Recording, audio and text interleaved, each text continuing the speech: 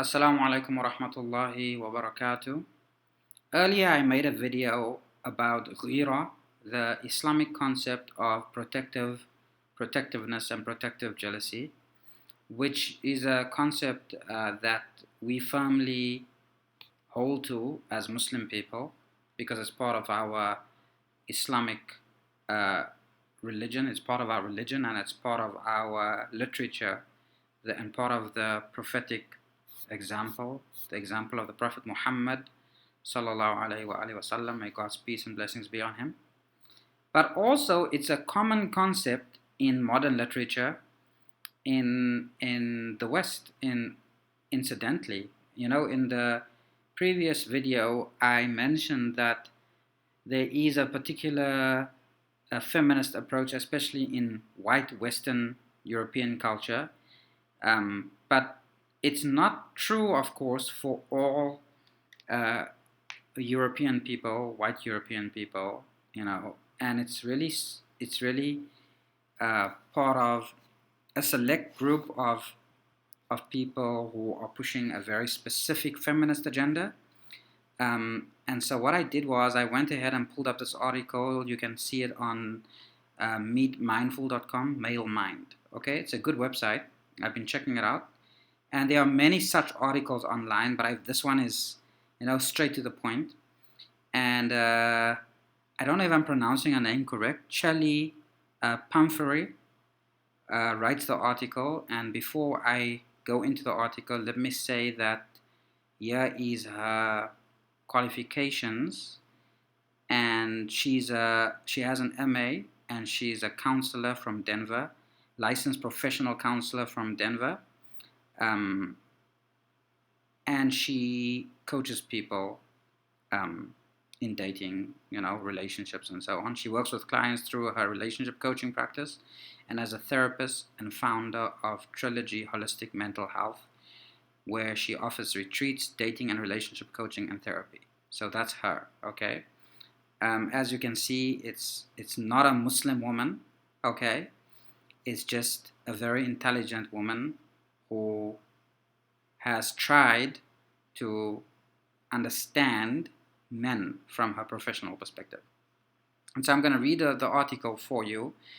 And, what she's saying is basically 100% in line with what I read from 1,400 years ago, prophetic narrations, obviously clothed in the language of 1,400 years ago. The message is still, however, the same.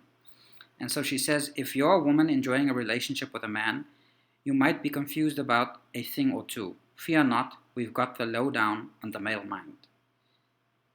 Sometimes it's hard to believe that men and women don't come from different planets. Truth be told, we are definitely two different species in many ways. But the good news is, when men and women learn to understand their differences, they can become beautiful complements to each other and can thrive in relationships. If you want to see a man flourish and grow in a relationship, here are some crucial tips to keep in mind to help you understand the male mind. Men are wired to protect and provide. The male brain is wired to protect his tribe from threats, even in our modern day world.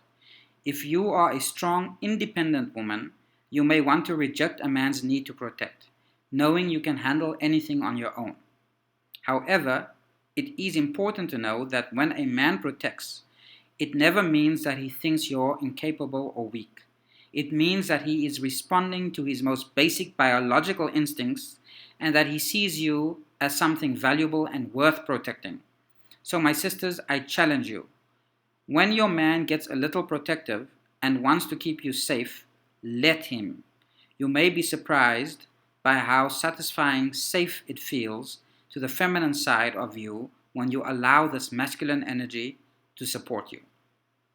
So here, she's basically saying much of what we as Muslim people are saying, and much of what our religion is telling us regarding the protective jealousy of a man. It's just now we've clothed it in this English terminology because we don't have the exact translation for this word ghira in Arabic.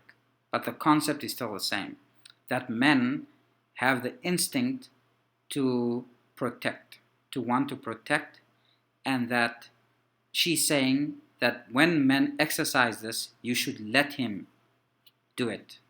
Okay? This is exactly what the narrations, the prophetic narrations, mean, and are saying that when men have these instincts, they are natural and they are good, and they serve a real function. It's not something to be frowned on because it's part of masculinity.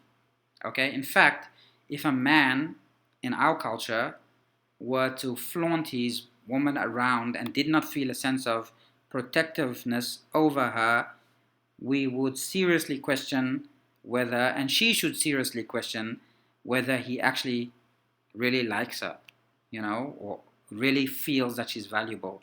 Because something of value you cover and you protect, and to some extent you hide it away from thieves. And as we have seen many times throughout our experiences, sometimes women are basically stolen from you. So another interesting thing she pointed out was that when it comes to the way men think, she says men are single-focused. In our more primitive human history, men and women had distinct roles. Men hunted, women gathered. While our world has progressed, not much has changed when it comes to the wiring of the male and female brain. Men are wired to focus on one task at a time. Think about it. The hunter doesn't aim for the entire herd. He could miss his target. He only aims for one target at a time. A woman gathering berries in a field looks for as many berries as she can find, not just one. Her brain has a wide-angle lens. The male brain has a single focus lens. The key here is to remember that one is not better than the other. Both serve an important function, which is essentially to keep the tribe alive. Men and women can be a great complement to each other when our differences are understood. Okay, and then I'm gonna stop there. You can go to the article if you want. It's meetmindful.com. I'll add it to the link at the bottom of the video. But it is a very important article, and why I like it is that she talks about men and women complementing each other and not competing with each other, as is often the case now with feminism. Okay, and so here we have a lady who,